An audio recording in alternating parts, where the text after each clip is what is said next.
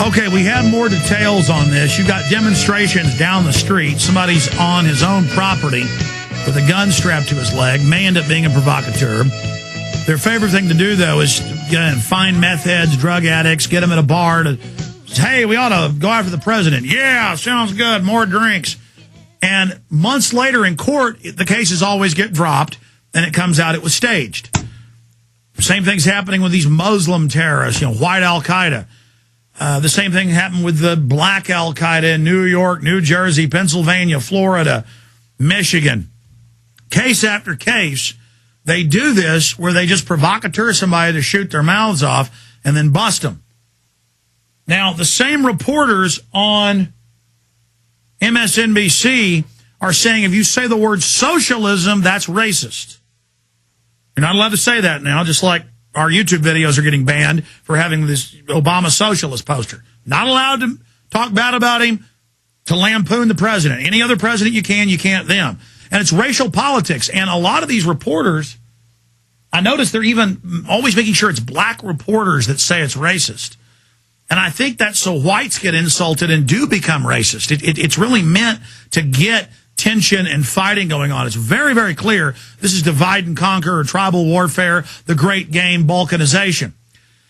That's how the British controlled India, where you'd have one Brit for every 1,000 Indians in some areas one Brit for every 100.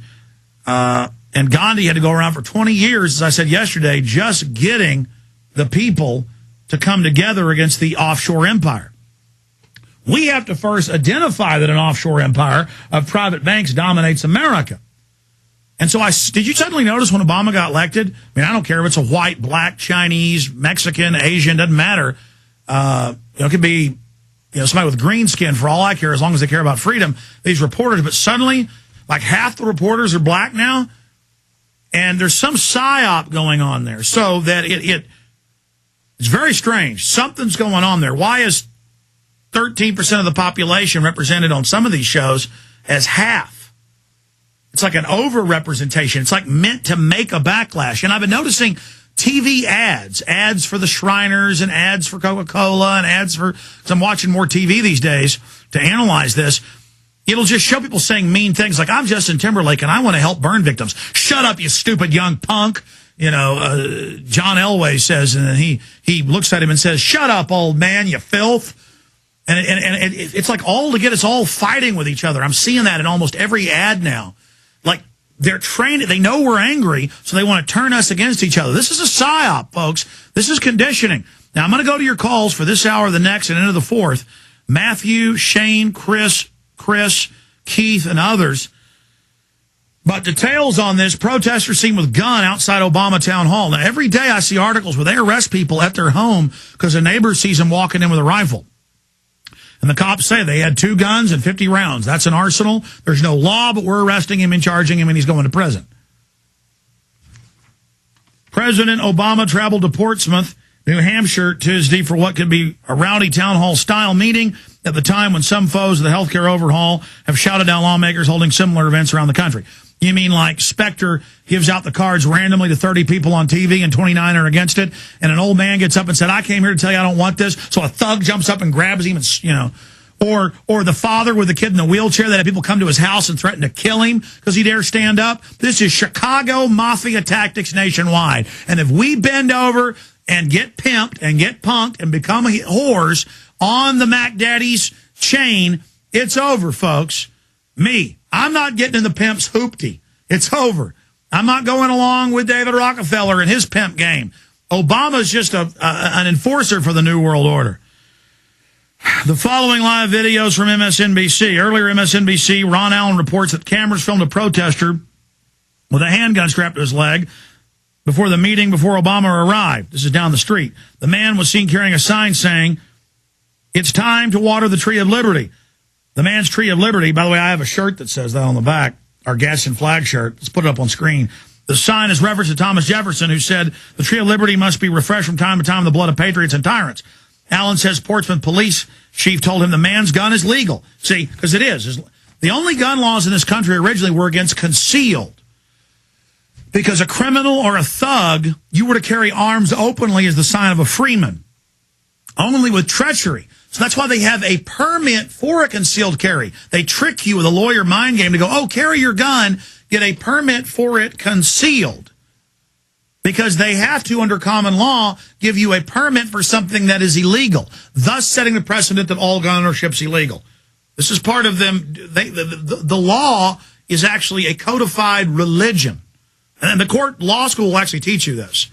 It's a Roman civil law that they're moving us onto off the Mosaic and off the Germanic Anglo-Saxon common law.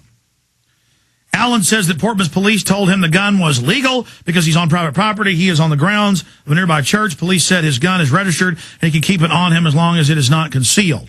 So then the message is it's registered. You don't need to be registered there. The police are obviously keeping a close eye on this man, and I suspect he won't be there when the president arrives in a few hours' time, Allen told viewers. So we're going to go over that, and the Secret Service towed away from the scene of the president's town hall, Portsmouth, for security reason after a bomb-sniffing dog circled the vehicle several times. You know, the dog that's fat and gets a biscuit, and it'll, you know, I mean, the cops have been caught on video laughing. They got a dog that'll alert to a fire hydrant that it's marijuana. You know, they get flash out, and he always says there's pot, even if it's a truckload of nuns. Officials said Secret Service bomb had hit on the truck, but they did not say whether or not there was a specific threat. See, it's all color of law. So you're going to see more and more of this, and you're going to see people, this guy may not be a provocateur. That people are getting mad. They're saying they're ready for revolution. So, because the globalists are committing revolution against us. They're overthrowing our country, our Bill of Rights, our Constitution. But look for them to bust meth heads or thugs or some provocateurs or stage something. I'm telling you, it's everybody is waking up to the lies. Everybody knows everything Obama says is a lie. They hoped he wouldn't be a liar like Bush. They found out he is. Kurt Nimmo, we need more stories from you and Watson's and from Aaron that analyzing this play-by-play because it's now here. The people know they're under tyranny. They're waking up. Ron Paul's done his job. We've done our job. Many others have done their job, but I really don't want this to get violent because if we can keep it peaceful, we're going to beat them. Violence is only on the side of the establishment. Though I will tell you, if more people start walking around with guns on their side, it may just completely intimidate the bankers, and they may shut down for a few years again. I don't know. 6 one way, half a dozen the other. Regardless, I got chills from the time I wake up to the time I go to bed. Kurt Nimmo, writer for Infowars.com, the webmaster, the main editor for Infowars.com. Are you getting the same chills? Yeah, definitely. You covered this pretty well. I'm not sure if this is a psyop or just a concerned citizen going out there and expressing his constitutional rights.